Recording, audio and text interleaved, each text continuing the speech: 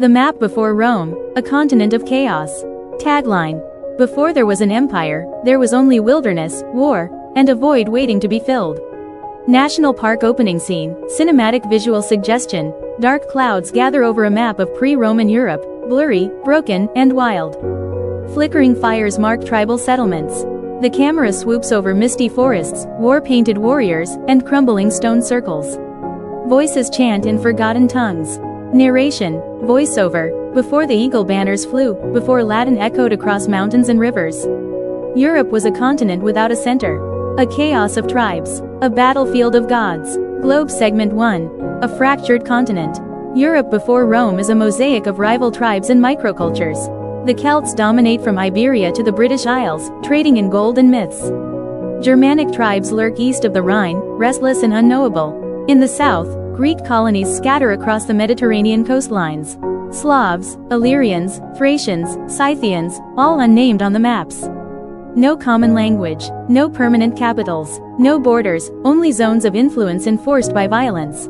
Maps were drawn in blood, not ink. Crossed Swords Segment 2. The Age of Eternal War. Intertribal conflict isn't the exception, it's the rule. Kings rise and fall in a single generation. Sacred groves burn. Warrior cults rule with fear and superstition. The Celts raid each other as often as outsiders. The Germans migrate like storms, displacing entire peoples. The Etruscans and Greeks bring civilization, but only on the coasts, surrounded by a sea of barbarism. Civilization came in whispers, but chaos shouted louder. Classical Building Segment 3. The Birth of a Republic. Amid this bedlam, a curious anomaly begins to form: Rome. Just another city in central Italy, surrounded by more powerful neighbors. Vulnerable, insignificant, until it isn't. We zoom into the Tiber Valley, humble farms, stolen Greek scripts, a stubborn senate arguing beneath fig trees. Rome didn't look like a conqueror. It looked like prey. Dove Segment 4. Rome's first weapon, fear by agreement. Here's the twist. Rome's earliest strategy wasn't conquest, it was calculated submission.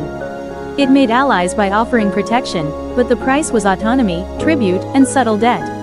Rome creates a web of loyalty with weaker cities.